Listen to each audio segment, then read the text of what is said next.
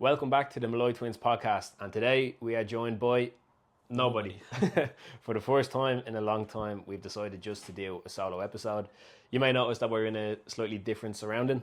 We're not in the studio anymore, although we may be back at some point. We may. I suppose, Azzy, we should start with the obvious question. It's been a month or so since our last upload by the time this goes out. Is this the end of the Malloy Twins podcast? There's every end has a new beginning, and that's what they say, Limo. So this is a new beginning, a new dawn. But yeah, we had a bit of an impromptu break, I'd say. Wasn't planned, but also we didn't fight it either, you know the way. I think both of us kind of hit a point with the podcast where we were happy to just take a step back for a little bit and see, all right, if we're going to keep going, where do we want to go, what direction, what kind of stuff we want to talk about. So we can call it a break, but it wasn't just us sitting back either and not doing that. We were in conversations, let's say. Although there was some sitting back. Oh, there was, but that's needed from time to time. Yeah. But it wasn't like we were completely passive about it and just scrap that podcast, not doing that anymore either. It was, I think it was a good break, but it's nice to be back. So yeah, it's the end of one thing, but the start of something else. Definitely. Anyone listening, you may hear paw prints running along the floor. Little taps. Yeah, we're here in the cabin. Adam has his dog here, Franco, who's just causing chaos as young golden retrievers That's what do. he does. He's a master of chaos. So hopefully, if this episode comes out, it means that he didn't knock the camera off the table and didn't break anything. Yeah. That'll be a success. But in talking about the break that you just mentioned there, I think we started recording October last year. I can't remember when exactly the first episode. Start somewhere around there. With Kenny Egan came out. I counted earlier on Spotify. We have some extra videos on YouTube. We never uploaded to Spotify. Right. But on Spotify, we have 40 uploads, 40 episodes between last October and this October, which is pretty prolific. Yeah, that's not bad. 52 weeks. Yeah. So there was 12 weeks last year where we didn't release anything. All right. So that was quite a lot.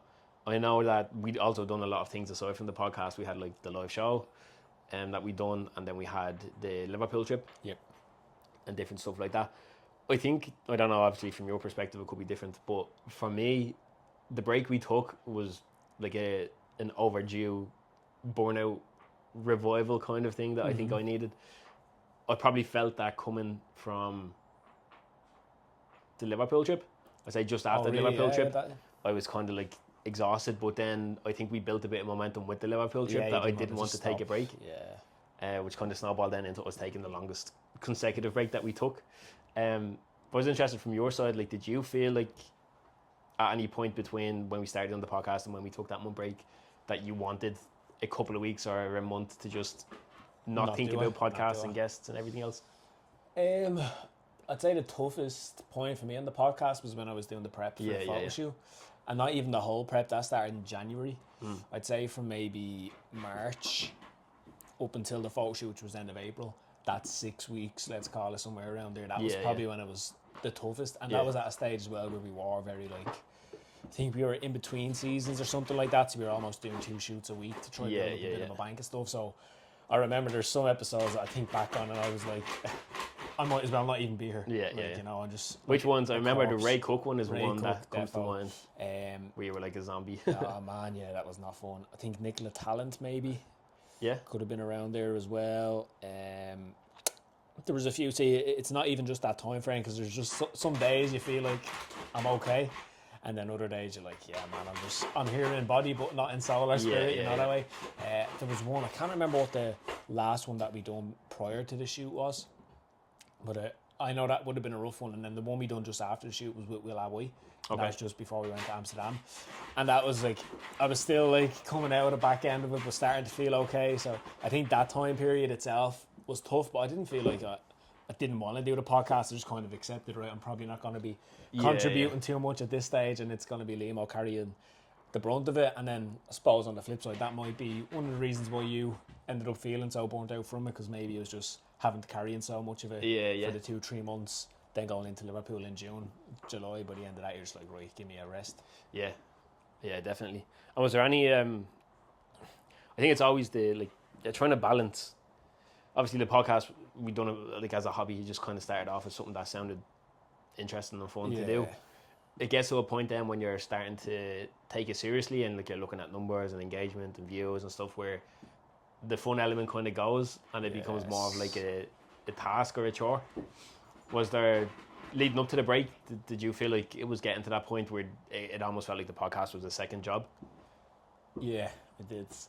And I don't want to be like mean saying this, but it just got to a stage where you're just putting out episodes for the sake of putting out episodes, you know, and like, oh, we upload on Tuesday, so it's like, all right, we have to put something out on Tuesday. Yeah. And you just take your eye off, I suppose, why are we putting this out? Like, what's the point of it? And it's just like, oh, we have a schedule, so we'll stick to it. And that's when it starts to feel like a job, because with a job, it's like, all right, I just know I have to show up for work 9 to 5, Monday to Friday, for example. So you're like, I don't care how I feel, or the quality is just once on there.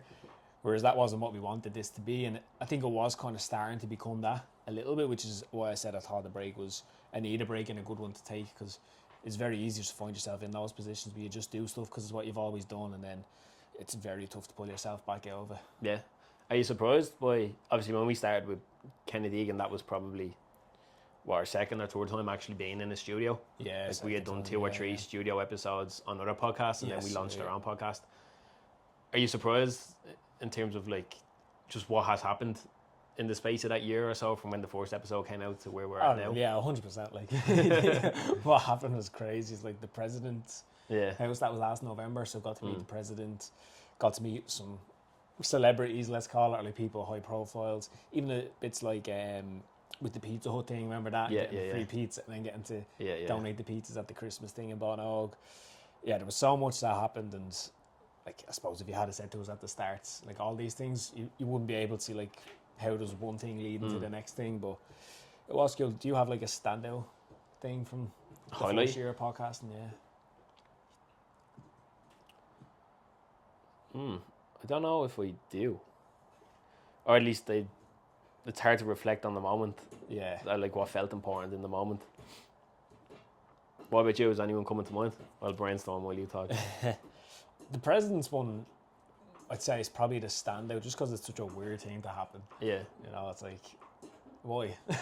Why did you invite us? Like, I know, yeah. You know, that way, it's like, it doesn't really make sense. But and the whole story of having the idea for the book at the president's house. Yeah, you know, that whole thing around it, and then eventually somehow get invited up. So yeah, I suppose the book was the thing. The more I think of it, the more stuff comes to me, like even being on the radio, you know, being on RTE. Were we on television? Yeah, Ireland AM and stuff. Ireland AM, I forgot all about. Yes, we were on Ireland AM. You know, so there's the more I think about it, the more stuff comes to me. But I'd say the president's house, because it's a weird one and interesting, but also I think it doesn't feel this way for me. But I think for the likes of hiatus or stuff like that, you know, that's really something that's oh, Bridget, did you see the 2 boys? They got invited to the president, you know, that way. So it's like a moment for her and her family that'll be like, it feels like real prestigious and stuff like that. So I think that stuff was cool. No, it does. I think, I don't know if you might have a different answer. When we started doing the podcast, because obviously we've done different stuff, but the podcast was the most energy and time consuming thing that we did. Big time. I didn't really have a goal starting off with it, like a specific goal. And I think when it came to taking the break there last month, that like contributed to the burnout, because then I was like, we're putting all this time and energy into something and I don't even know what I'm doing it for. Like, is it for money? Is it for profile? Is it for just a hobby? Like, not having that specific thing. It's like, I don't know, similar to you doing the prep. It's like, at least you knew the whole way through that the reason for doing this is because I fought you at the end of it or whatever. But when you don't have the North Star to aim towards, it gets harder and harder to keep on finding motivation to do the thing. Yeah. It probably did contribute a bit to it. I think, and I don't know how, it might just be like how I'm wired, but I've always kind of been okay with not knowing exactly where I wanted to end up, but just like trusting the process, kind of like, right, I just feel like this is the right thing to be working on, so if I just keep working hard at it, the next thing will reveal itself, sort of thing. Yeah. So I didn't have that at the start of the podcast, other than just me and you building a bit of a brand and profile around ourselves. Yeah. Other than that, like, I wasn't doing it to say, oh, I want to be sponsored by this company or whatever else. And I think that goes back to us saying, like, it was a hobby. It wasn't a business that we were trying to set up or anything like that, so we didn't treat it like it. But I did always feel like if we do it right, do it consistently and get better at it, it will open up other doors. Didn't know what those doors would be and when they'd come, but just kind of trusted that if we kept going, it would. Did you, I know you said you didn't have a goal with it, did you have anything in mind that you were hoping to achieve from doing it? The only thing that really stands out, and I wasn't conscious when we decided to do a podcast, but remember the first episode, just how terrified I was. Really? Sitting in the studio, Something that you mentioned to me earlier was today. I don't know if today was the first day that has happened or it's like the first time in a while that has happened. But you were randomly asked by people that you didn't previously know who recognise you from the podcast. Questions about the podcast. Yeah. Has that happened to you much? And when people do mention the podcast, is there like a particular episode that a lot of them seem to have watched or enjoyed? It's happened a few times. To be fair, I think it's probably happened to me more since we took a break. Than when it was actually gone, which is funny. When they do, there's no episode really. I mean, the odd person might say the most recent episode that we've put out if they watch it.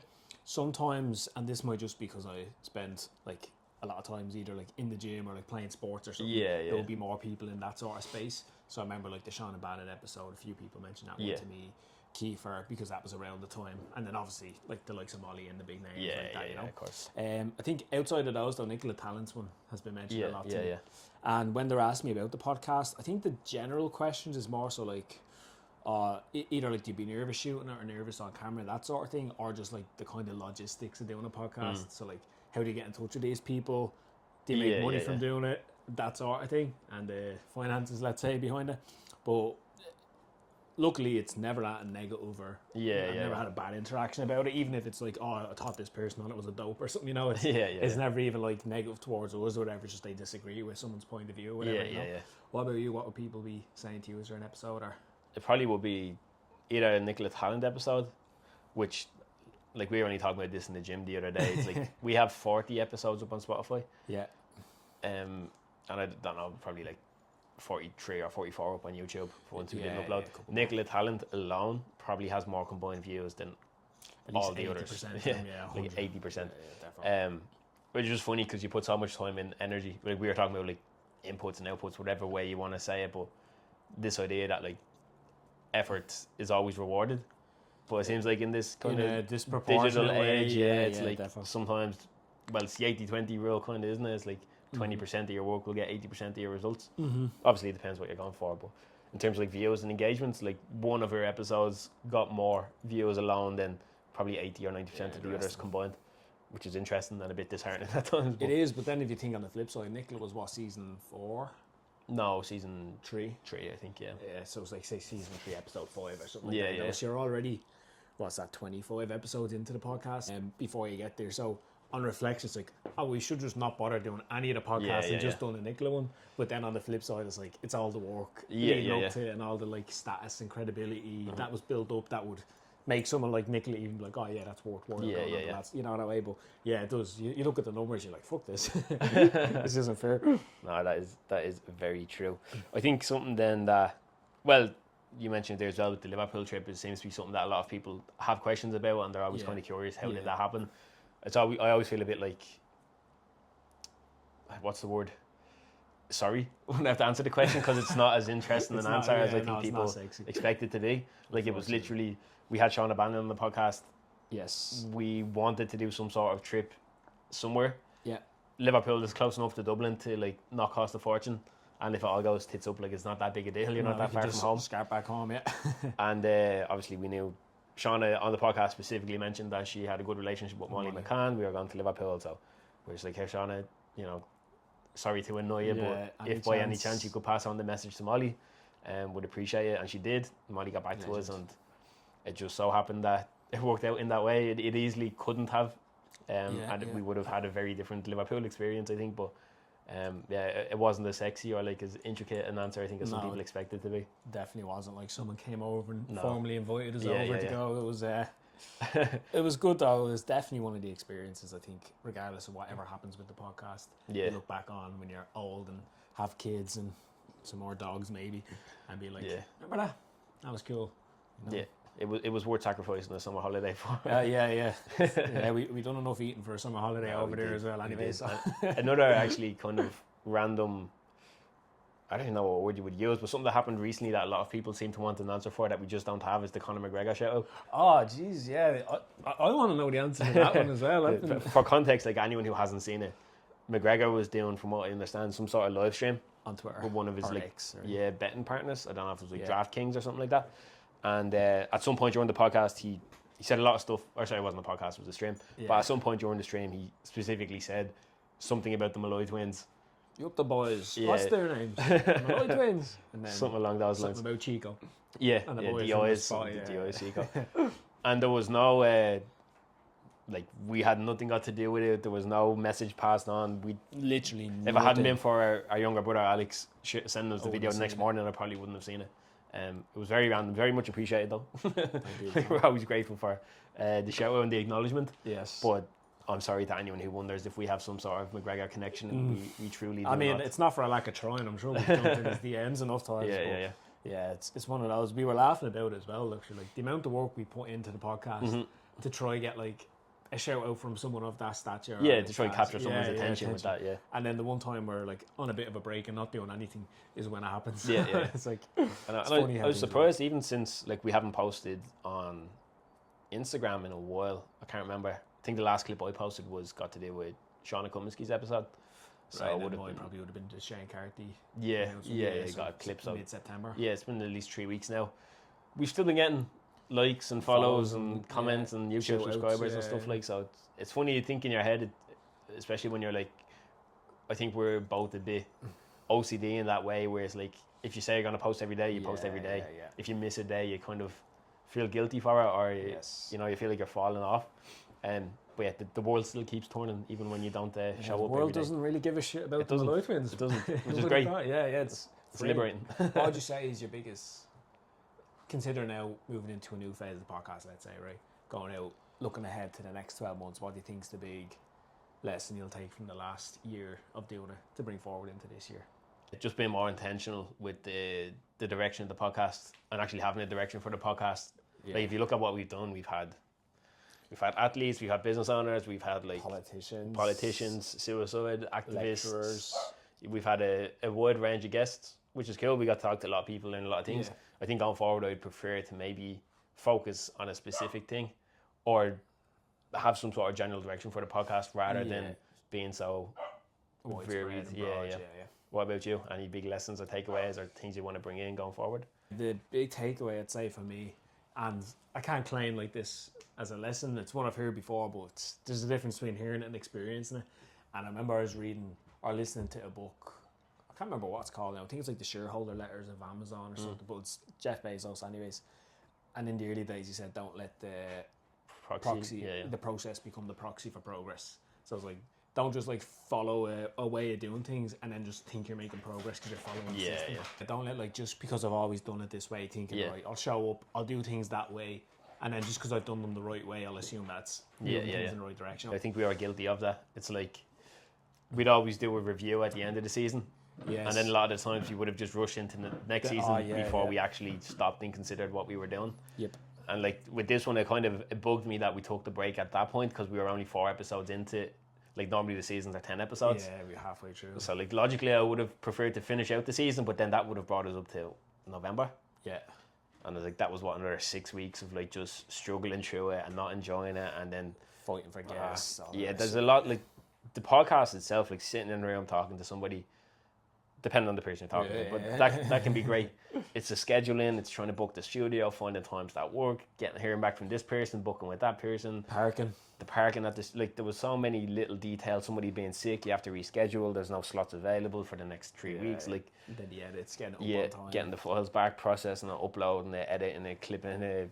Like there's a lot of work. Obviously, you can put less work into it if you want to. It doesn't have to be as time consuming as that. I think we're both perfectionists in a sense where if we're going to do something, we want it to look right, and we want to have a certain like tone and a certain level of quality to it, and we wouldn't really just be like record and upload and forget about it. No, which probably serves us well in some ways, and then there's other ways where we kind of just become the masters of our own downfall because everything takes twice as long to get done. I wanted to ask you though, I think some people, when people realise that we had taken a break, for the few people who may have noticed, they may have assumed some sort of falling out between us or like some sort of like disagreement over something, which didn't happen. There was never anything. When's the last time we had it? I was going to ask you though, has there been any moment since we started doing the podcast together? Obviously we haven't like had a disagreement or an argument or anything like that. Has there been a moment where you've been like pissed off with me, or where you felt like I was making the experience on the podcast a negative one?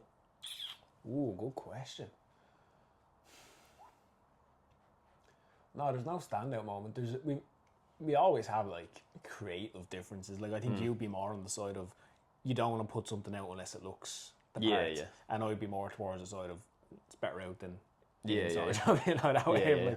Like let's get it out sort of thing. But it's never led to a disagreement. It's always just like maybe me opening up my mind, think a little bit more about the quality of what's going out, and then similarly me being able to challenge you a bit around like not focusing too much on like the marginal 1% of making a video better versus getting it out there. But never and that's I thought negative or counterproductive of that. And I think I was probably more of a drag on the podcast during that time throughout the photo shoot side of things. Because I wasn't really doing too much outside of just showing up and, you know, talking a little bit and then getting off. But throughout the whole time doing the podcast, there was never anything. The only experiences I think we've had that were in any way negative was when in Amsterdam when you lost your wallet. That was a bit of a pain in the ass, and then in Portugal, which we can talk about in a second. But like, that's nothing podcast related. That's just a series of unfortunate events that ended up costing us a few quid. Oh man, what a disaster! Was ratting for me on the podcast. Same question to you. I don't know if it was you that period where you were doing your prep, kind of those last few weeks. I think felt. I can't remember as my timeline's a bit off. Were you doing your prep when we were doing the live show? Yes, that was like the month. So the last 4 weeks. So that was forgot about that. So around that time, I felt like I was carrying a lot of the weight. You were of the podcast, like because I was doing all the edits, all the upload. I think you were still booking guests in, like making appointments. But like I was processing the files, editing, uploading, organising the live show. You know, going to Louis Fitzgerald to meet these people, meeting Sam, the videographer. Cause I had more free time as well than you, so like it made sense for me to do it. But I think it just felt like when you were there, you still kind of weren't there because mentally you were. I wasn't. So that got a bit of a drag. And then I think beyond that, in the moment, I probably felt like, oh, Adam could be doing more here or helping more with this. But I think it was more just me being burnt out and not communicating clearly. I get you. About it, and more just internalising it. Yeah. Which is why I think the break was good, because it gave me a chance to. It got to the point where I felt like I didn't want to do the podcast anymore. Yeah. But then when we took the break, it was like, actually, it's not that I don't want to do the podcast. I just don't want to do it in this way. Keep doing it the way I've been doing it. Yeah. Which is it's an important distinction. Big time, man. It's a good lesson in that as well. It's like for me to be able to not do a photo shoot again, so we'll sort that out. But number two, to like communicate. Remember that book, Leadership and Self-Deception, like being in the box and like you internalise, like you're probably sitting there thinking, Adam's a lazy bastard, like he's just sitting here but like, oh, Lee can handle that, you know, he'll take care of that, and then like I'm carrying the weight of the podcast, and then like on the flip side. So no, I think it's good, and we both have grown from it. Definitely there's still conversations to be had between you and me about just what we want to do moving forward, what kind of guests we want to have on, like where we're going to record it. Are we going to stay in the cabin? Are we going to go somewhere else? Yes. But I think as like a, I don't want to say clickbaity kind of thing, but as like a one-liner, is there any like one specific change you want to see in the podcast, or one thing that you are like, even if we don't change 99 other things, this is one thing that I'd like to be different going forward? I'll give one like semi-jokey one, but it's legit. It's like, I want a kettle. I want to make sure we have access to a kettle. Because in the studio, can't make a cup of tea. No. And I don't know about you, but the podcast experience is massively hindered. You can't have tea or coffee with it. Oh man, the life experience. Life experience as a whole. So putting that one to the side, if there's anything, I'll say one thing that I will bring to it more moving forward. It's less of a focus on, as I said, sticking to a schedule and just being a little bit more conscious, I suppose, nearly of what's going out and why we're doing it. That sort of thing, you know. So almost putting up an extra layer, an extra wall to jump over before we go in and do anything. Like, is this what we want to do? And I think that will stem from whatever conversations we have around what we want to achieve, because they say vision drives decision. So it's like, well, in the past we didn't really have a vision. Exactly. So the only decision to be made was, do we have an episode for Tuesday? No. Folk, right, let's get one. Whereas now it's like, for example, say if the vision was, I want to help, for example, right, like 1,000 people to improve their mental health. Imagine that was your vision. It's like, all right, cool. Is this episode going to move us closer towards that? Oh, well, no, because we're talking about someone about the UFC on Saturday. Okay, then we probably shouldn't do that. You know, that way. So I think that will be the biggest change that I want to make. And then logistically, like, I agree with you. I think if we can have more control over things, it kind of frees us up more then to like make sure that the conversations we have are the ones we want to have, because we can walk around ourselves more. We have control over this. And even like little things on podcasts, like who said a podcast episode has to be an hour long? Yeah. You know, who said it has to be like this? Who said it has to cover someone's life story from start to finish? Why can't you have a 20-minute podcast episode talking about one thing? So like starting to question stuff more about that and being a bit more flexible, I think, in terms of what we do and why we do it, and not being afraid to take some risks with it. Yeah. What about you, bro? Man, very much identical to what you said there. It's just there has to be a clearer direction that we go in, and then like you were saying, everything will filter down from that.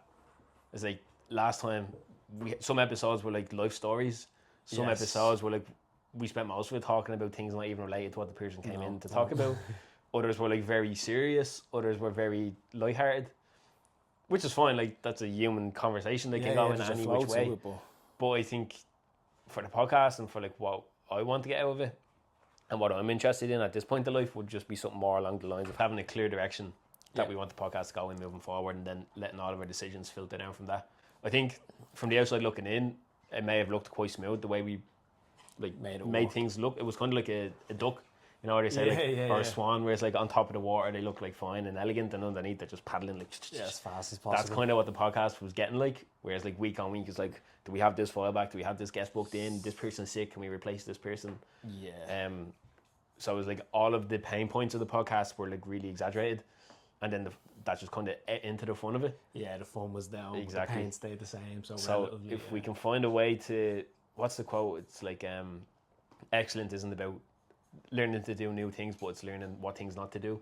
Something along those lines. It's like, how can we find out what's all the things that we dislike about it, and how can we either reduce them right down or just get rid of them completely, so we can just focus on the things. Now, the asterisk beside that is that there's always going to be things that you can wake up, you can have a bad day and everything is frustrating, and like everything is annoying. You have a shit sleep and everything is an effort. But like in general, what do we want to do? How do we do it in the most enjoyable way possible, so we will want to keep on doing it for long term? 100%, man. I'm agreed. Nice. I did a fan you may notice, I've been reading off my phone. That's something I was always conscious of on the podcast, is I always keep notes on my phone, and I always hated the fact that the guests could see me looking at my phone. I'd always say before we started, if you see me looking at my phone, it's just because I have notes on my phone. But I always hated, I'd hate to be on a podcast and feel like someone else was like scrolling through Instagram or TikTok, you know. I felt like I was came across in that way. Just like putting little subtle hints on your Instagram. Sorry, I'd be like mad bored or something. Don't listen to this episode. But I did have some of the people who follow us and some of the DMs that we get is like in relation to how we ran the podcast, or like what we did to, not that we by any means have a big podcast, but you know, if you're starting from scratch, we have a bigger podcast than that.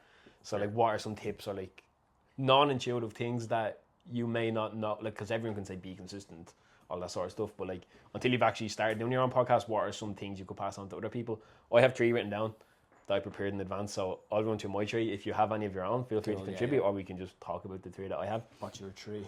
The first one is more of like a practical kind of piece of advice that I see a lot of podcasts not doing, which is post video clips on social media. Fair. To give some context to that, we mentioned earlier, we have 40 episodes up on Spotify. Total combined views across all those episodes, I would say less than 50,000. On Spotify? Yeah, I'd say that's less than 50,000. On Instagram, we have, I don't know how many clips. Maybe 100 clips from podcast episodes. And on TikTok, the same. One clip with Kiefer Crosby, 250,000 views on Instagram. One clip with Jackie Fox, 750,000 on TikTok. So there's 2 clips, less than 30 seconds long, that got a combined view of over 1 million. Madness. Compared to 40 episodes, hour-long episodes or whatever, 90-minute long episodes on Spotify that didn't even do, 20% of that? I think, I mean, it's simple psychology. People are more likely to watch a 30-second clip than to listen to a 90-minute episode. Exactly. And especially if you're like new to podcasting or you're just trying to build your audience, don't assume that anyone's going to want to listen to you for half an hour or 40 minutes, because they won't. Unless friends, family will at the start. For a while. They'll get pissed off with it as well. Most people, you have 10 to 20 seconds to get their attention, and then you're forgotten about. So if you're starting new and you're thinking like, what's the one thing I can do? It's probably not a better microphone. It's probably not, a fancier studio. It's probably just get more short form content and put it out there. The second thing I have, and this is kind of just reflecting on the break we took and the reasons contributing to that, is make the episode you want to make, not the one that you think people want to see. Otherwise, you will just end up booking in a load of guests and recording a load of episodes that you've half-arsed or that you have no real joy or like enthusiasm about. And that will come across not only in like your demeanor doing the podcast episode, but also in the way that you share it around on social media, how many clips you post on it on social media, and just how you engage with the podcast in general. Like 1 or 2 you can get away with when you've done 10 or 20 episodes that you didn't want to be a part of. You'll be banging your head against the wall. Man, yes. And then the last one, it kind of relates back to the point you made about the tea and the kettle. It's like if having guests on your podcast is going to be a big part of your podcast, make sure you put some time and effort into making the guests have a good experience. Yes, because we've been on podcasts where the experience down to like parking outside was just a disaster. There was no communication. There was no like, oh, park here. You know, it costs this much a park per hour. Exactly. Yeah, you just left lines. Exactly. And we've had guests on their podcast who've mentioned about being on other podcasts where like the communication was terrible. It's like you don't even really send the address, don't send the year code. You don't give me your phone number, so I'm trying to reach you on Instagram. Yeah. So if having guests is going to be a part of your podcast going forward, put some time and effort into making sure that the guest's experience is as easy as possible. Send them the address in advance, confirm with them the day beforehand, tell them where to park, how to park, tell them what number to ring if they're having any issues. Yeah. Remove all the guesswork from it, because if one guest has a bad experience, they have friends. They will tell other people. People talk. Other people will have heard the stories and will not want to be a part of it. Yeah. So those are my 3 tips. Post video content on social media. Make the episodes you want to make, not the ones that people want to see. And if you're going to have guests, make sure the guests have a good experience. Quality. Even on the guest ones, like if Sean O'Bannon, for example, had a bad experience Yeah. with us, would she have vouched for us with Molly? Probably not. And that doesn't happen. So agree completely. I think the only one I'd add, and it's not like logistically about the podcast, but it's going to be a bit more philosophical, let's say. But I think it's important, is, I'm not sure what the most succinct way to say it is, but essentially, don't just like put a version of yourself on the podcast that you can't replicate in your real life. Like make sure that it's authentic. You know, if you have someone who's on a podcast, for example, as a host, and they're really like, I don't know, funny and like outgoing and extrovert, and then in real life you're just a bit of a dope, and like you're real negative and pessimistic, and if people try to talk to you, like I've seen it before with people where they kind of present an image on a camera or a podcast episode, and then if you meet them in real life or whatever else, it's kind of different. And I feel like that just will ruin a reputation, you know, that way and stuff like that. So I think we're possible, and it's tough because sometimes when the camera's rolling, you do kind of find yourself, I don't know, just being a little bit more one way than another or whatever else. So just being conscious of that, and if you're new to it, like it'll probably take time to like feel comfortable. But I think the more you can keep that top of mind and being authentic and not just getting caught up in what do I think will be popular or what do I think will get the most views, but just being like, as much as you can, how can I just have a conversation like I'd have with someone if the camera wasn't there, and you're trying to replicate that as much as you can. No, that is a great point. And like you were saying, if it's your first time in front of a camera, you will are going to shit yourself. Like it's not going to be the real you that comes across. No, you'll be like giggling at places you wouldn't usually giggle. Or like, you'll use words you've never used before. Exactly, all that stuff. So. Your accent will probably change. That's and that's probably another thing. Italian accent. Completely. So like that's probably another point, especially if you're just starting out. Do not care about anything other than just shooting the episode and putting it out. Yeah, just get it out. And you'll probably like not get great views, and you might get some negative comments if you're putting it on, like you said, put more short form content. The more you put out, the more you open yourself up to people. Definitely leave a negative. Ignore it. Just keep doing it. Keep showing up. You know, if someone's wasting their time commenting negative stuff, it says more about them than you. So, so that's it. I don't even know if we'll put this as part of season 4, or if this will just be its own standalone. I'll probably put We'll do what we want. Yeah, we will do. I'll probably put a clickbaity title like "The End of the Podcast?" question mark or something like that. The end of the twins. So yeah, I almost felt compelled at start to like apologise for the break, as if we have enough followers who like noticed. McGregor moment. I'd like to take it. No. I don't have that level of ego yet. But I think the break was needed and appreciated. Things will be different going forward. How different, don't exactly know right now. But to put any anxieties to bed, this is not the end of the Malloy Twins podcast. This is just the start of a new direction. From the womb to the tomb.